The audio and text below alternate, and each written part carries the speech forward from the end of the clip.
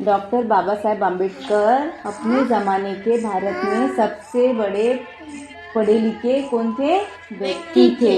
और बाबा साहब को शुरू से ही पढ़ाई का काफ़ी लगाव था, पढ़ाई से काफ़ी लगाव था, इसीलिए उनके पास पर्सनल लाइब्रेरी हुआ करती थी। पर्सनल लाइब्रेरी मतलब क्या होता है? लाइब्रेरी मतलब पुस्तकालय, किताबों का संग्रह वहाँ पे रखा जाता है। उनके पास पर्सनल लाइब्रेरी थी और उनके पास पता है आपको कितनी किताबें थी? 35,000 किताबें उनके पास थी। और उनके जो निकट सहयोगी थे शंकरानंद शास्त्री, निकट सहयोगी मतलब दोस्त जैसे ही, वो उन्होंने अपने किताब में लिखा, शंकरानंद शास्त्री ने अपनी किताब में लिखा, जब मैं बाबा साहब से मिलने उनके घर गया, मिलने, तब बाबा साहब मुझे कहाँ लेके गए? कहा क्या बोला बाबा साहब ने? चलो मेरे साथ चलो जामा मस्जिद इलाके में। हाँ, जामा मस्जिद इलाका। तब पुरानी किताबें खरीदने का क्या हुआ करती थी? अड्डा हुआ करती थी। और अड्डा मतलब क्या होता है? बहुत सारे दुकानें, किताबों की दुकानें वहाँ पे रहती थी।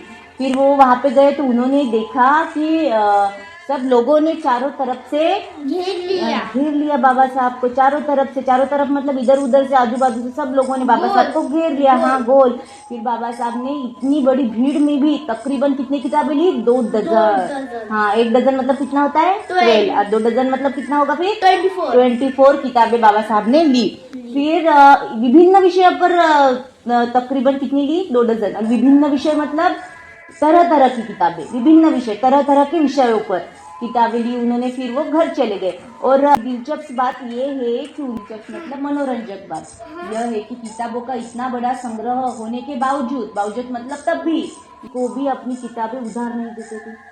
किसी ने किताब मांगी, वो उनके मुंह पर बोल देते थे कि मैं अपनी किताबें नहीं दे सकता, अगर आपको पढ़नी है तो मेरे पुस्तकालय में आइए और किताब पढ़िए।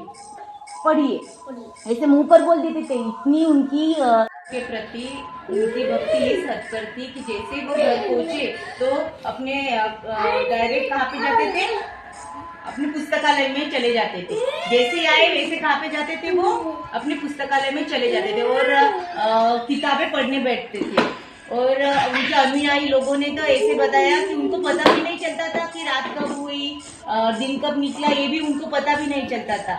और कपड़े बदलने का समय भी उनके पास नहीं था। और डॉक्टर बाबा साहेब आम्बेडकर ने अपने स्टूडेंट्स को क्या बताया था? अगर तुम्हारे पास क्या, जूते भले ही ना हो, पर तुम्हारे पास क्या होनी चाहिए? किताब होनी चाहिए। क्या कहा था डॉक्टर बाबा साहेब आम्बेडकर ने अपने स्टूडेंट से? तुम्हारे पास जूते भले ही ना हो, पर तुम्हारे हाथों में क्या होनी चाहिए? किताब होनी चाहिए। और ऐसे क्यों कहा था? और आपको क्या समझा इसमें से? क्या समझा फिर आपको क्या समझा कि किन चीजों से हमारा काम चल सकता है? तो हम वो चीजें नहीं लेंगे, पर किताब हमारे लिए कितनी महत्वपूर्ण है। किताब को हमने देखा ही नहीं, पढ़ा ही नहीं, तो हम आगे बढ़ सकते हैं क्या? नहीं बढ़ सकते। इसलिए किताब हमारे लिए बहुत ही महत्वपूर्ण है।